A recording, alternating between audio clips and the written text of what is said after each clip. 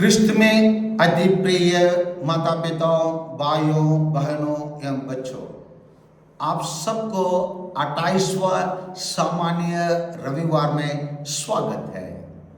आज हमारे मनन चिंतन के लिए और एक बार संत लूकास के सुसमाचार अध्याय 17 पद संख्या 11 से 19 तक दिया गया है।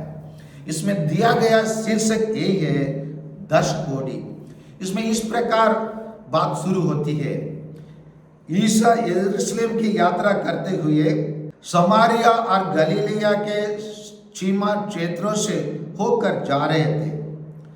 किसी गांव में प्रवेश करने पर उन्हें 10 कोढ़ी मिले, जो दूर खड़े हो गए और ऊंचे स्वर से बोले, ईसा गुरुवर, हम पर दया कीजिए। ईसा ने उन्हें देखकर कहा, जाओ और अपने को याजकों को दिखाओ। और ऐसा ही हुआ कि वे रास्ते में ही निरोग हो गए। तब उनमें से ये देखकर कि वह निरोग हो गया, ऊंचे स्वर से ईश्वर की स्तुति करते हुए लौटा। वह ईसा को धन्यवाद देते हुए उनके चरणों पर मुंह के बल गिर पड़ा और वह समारी था। यहाँ पर प्यारे भाइयों और बहनों, हम लोग देखते हैं कि एक भयानक बीमारी से 10 लोग पीड़ित है। उस बीमारी को कोढ़ी कहलाया जाता है। कोढ़ी बीमारी क्या है? हमारे जीवन चरना मनन चिंतन वाला डायरी में यही बताया जाता है। मैं आप लोगों की जानकारी के लिए इसको पढ़ ले रहा हूं। कुष्ठ रोग त्वचा से संबंधित रोग है, जो शरीर की कोशिकाओं को नष्ट कर देता है और हमारे शरीर के विभिन्न अंगों की निष्क्रिया कर देता है। इसी कारणवश से हम लोग उस 10 कोढ़ियों को देखते हैं तो वो दूर में खड़े होकर और ऊंचे स्वर से बोले, क्योंकि वो बीमारी संक्रमक बीमारी है। देखने के लिए अच्छा नहीं लगता है, लोगों के मन में डर और असुविधा पैदा कर देता है। इसीलिए वो लोग दूर खड़े हो गए अपने बीमारी को वो लोग अच्छे से जानने के कारण। हाँ, इसीलिए प्रभु यीशु से निवेदन करते हैं, ईसा गुरुवर, हम पर दया कीजिए। और प्रभु यीशु आदेश देते हुए, क्योंकि प्रभु यीशु कानून का पालन करने वाला ईश्वर है, कानून को रखने वाला ईश्वर है, इसलिए वो उनसे कहते हैं, जाओ और अपने को याजकों को दिखाओ। याजकों को इसलिए क्यों दिखाना पड़ता है? जो कोढ़ी बीमार से पीड़ित हुए वो समाज में नहीं रहना है। उन लोग अपने आप को कोढ़ी कर वो दूर जाकर गांव से दूर रहना पड़ता है। इसीलिए वो लोग गांव से जाकर दूर रहते हैं। अगर फिर समाज में शामिल होना है तो उन लोग अपने क्षमताएं को दर्शाना है। इसीलिए प्रभु यीशु ने बोला, आप जाकर दर्शाओ ताकि आप समाज में फिर एक सदस्य बन सकते। इसीलिए वो लोग रास्ते में ही क्षमता प्राप्त कर लिए। लेकिन हम यहाँ पर पाते हैं, ऐसा हुआ कि वे रास्ते में ही निरोग हो गए। तब उनमें से एक यह देखकर कि वह निरोग हो गया है, ऊंचे स्वर से ईश्वर की स्तुति करते हुए लौटा, वापस आया, रिटर्न। वह ईसा को धन्यवाद देते हुए उनके चरणों पर मुंह के बल गिर पड़ा और वह समारी था। वह समारी मतलब अन्य 9 लोग यहूदी लोग थे और एक समारी थे।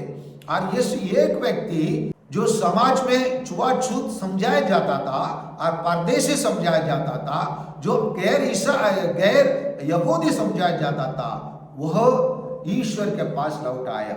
इस घटना को अगर गंभीर रूप से देखेंगे प्यारे भाइयों, बहनों एवं बच्चों, यहाँ पर 2 प्रकार का चंगाई होता है। एक चंगाई शारीरिक चंगाई, इसलिए जो लोग शारीरिक रूप से चंगाई प्राप्त किए उन लोग महायाजक के पास दौड़कर अपने शारीरिक चंगाई को दिखाना चाहते हैं। लेकिन जो व्यक्ति केवल शारीरिक रूप से चंगाई प्राप्त नहीं किया परंतु आध्यात्मिक रूप में भी प्राप्त किया, वो ईश्वर के पास दौड़ के आकर अपना कृतज्ञता व्यक्त करता है, तब प्रभु यीशु उनसे कहते हैं, उठो जाओ, तुम्हारी विश्वास ने तुम्हारा उद्धार किया है। तो यहाँ पर क्या करते प्रभु यीशु? कृतज्ञता और विश्वास को संबंध बनाते हैं। कृतज्ञता क्या करता है? हमें अपना विश्वास में बढ़ने के लिए, हमारे आध्यात्मिक स्वस्थ पाने के लिए कृतज्ञता काम करता है। कृतज्ञता ऐसे चीज है जो हमारे रिश्ता ईश्वर के साथ बने रहने के लिए, माता पिताओं के साथ, भाई बहनों के साथ, रिश्तेदारों के साथ, दोस्तों के साथ, हर पूरे समाज में रहने वाले लोगों के साथ एक अच्छे संबंध बनाने का एक अच्छे साधन है।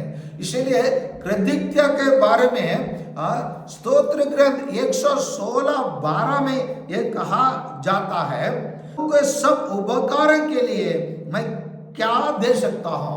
प्रभु के सभी उपहारों के लिए हम कुछ नहीं दे सकते हैं, परंतु इतना तो है, अपने मुंह से धन्यवाद बोलना है। धन्यवाद बोलना बहुत अनिवार्य चीज है।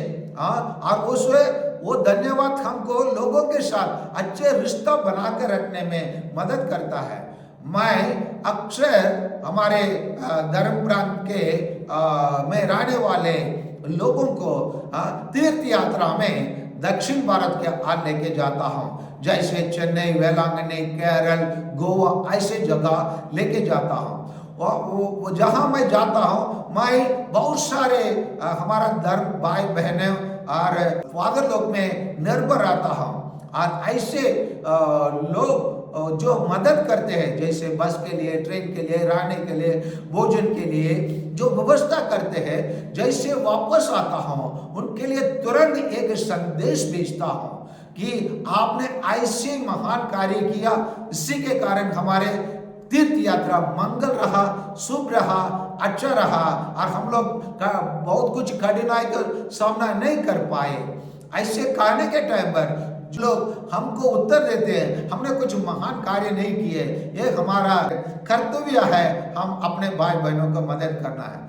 लेकिन प्यारे भाई और बहनों, इतना कहने के, इतना मैसेज करने के बाद भी जब मैं उनसे फोन से बात करता हूँ, और वो ही भाई और बहन लोग को, फादर लोग, सिस्टर लोग इतना विनम्र रहते हैं, इतना दयालु रहते हैं। उन लोग बताते हैं हम लोग कुछ भी नहीं किया, हम लोग थोड़ा बहुत किया, लेकिन उन लोग जो भी किया वो हमारे लिए महान कार्य है। और जैसे माता मरियम अपने मंगल गीत में बताती है, ईश्वर ने मेरे लिए महान कार्य किए हैं। और जब हमारे लिए जो छोटे मोटे जो कार्य करते हैं वो सब महान कार्य है। अगर हम बैठकर देखेंगे तो ईश्वर हमारे जीवन में बहुत महान कार्य करते हैं, और महान रूप से हमारे लिए बहुत सारे महत्वपूर्ण चीजों को जो हमारा जीवन जीने के अधिक आवश्यकता होता है, ईश्वर हमारे लिए मुफ्त में दिया है। जैसे हमारे लिए सांस लेने का हवा, और हम लोग का पीने का पानी, और हम लोगों का जीवन जीने का सूरज का किरण, और हमको जन्म देने के लिए हमारे माता पिता, इसी प्रकार ईश्वर हमारे लिए भरपूर रूप से हमें बहुत कुछ दिया है।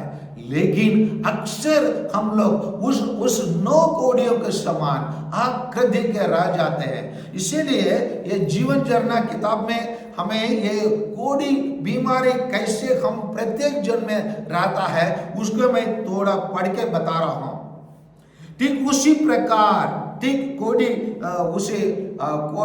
बीमारी के प्रकार पाप हमारे हृदय को कोड है जो कठोर बना देता है, और हम ईश्वर को यूं एक दूसरे को प्रेम करने या उनके लिए आनंद मनाने में असमर्थ हो जाते हैं।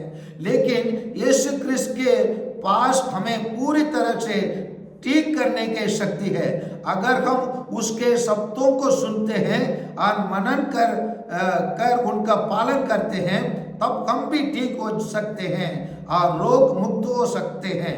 वे सभी 9 कोड़ी जो यीशु क्रिस्त का धन्यवाद देने वापस नहीं आए, उन्हें यीशु क्रिस्त पर उन्हें ठीक करने और शारीरिक स्वास्थ्य प्रदान करने की शक्ति पर विश्वास था, लेकिन समारी इससे आगे निकल गया और यीशु क्रिस्त के पास आकर विश्वास का वरदान प्राप्त किया, जो उसे मुक्ति और आनंद के आर ले जाता है।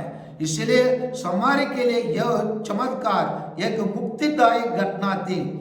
हृदयहीन हृदय से भी ईश्वर के महान उपहार प्राप्त करने संभव है, जैसे कि 10 में 9 व्यक्ति ने किया था। हालांकि अपारी व्यक्ति को ही केवल पता चला, उसके विश्वास ने उसको चंगाई में एक भूमिका निभाई थी, और केवल आभारी क्रिस्तीय ही ईश्वर की कृपा को समझने में आगे बढ़ सकता है। ईश्वर को हमारे धन्यवाद की कोई जरूरत नहीं है, लेकिन जब हम ऐसा करते हैं तो वह प्रसन्न होता है और वो हमें अपने बारे में अधिक सिखाने के लिए हमारे क्रियाशीलता को उपयोग करता है, बताया जाता है। आइए प्यारे भाइयों और बहनों, अपने आप को जांच कर देखें, क्या हम वही कोशिका जो शरीर को नष्ट करता है, हमारे हृदय के भी, हमारे आत्मा को भी नष्ट करता है, थोड़ा देखें, नष्ट करके हमारे शरीर के अंगों को निष्क्रिय बना देता है। हम जांच करें और हम निरंतर ईश्वर को धन्यवाद देना सीखे, जैसे सेंट पौलुस फिलिपियन को लिखा हुआ पत्र अध्याय 4:6 में कहते हैं, किसी बात की चिंता ना करो, हर जरूरत में प्रार्थना करें और विनय तथा धन्यवाद के साथ ईश्वर के सामने अपने निवेदन प्रस्तुत करें। आइए हम धन्यवाद के साथ हम अपने जीवन में आगे बढ़ने के लिए आज के सुसमाचार हमें बुलावा देते हैं। आइए हम हमेशा, जैसे स्तोत्र गीत का लेखक गाता है, प्रभु के सब उपहार के लिए मैं उसे क्या दे सकता हूँ। आमीन।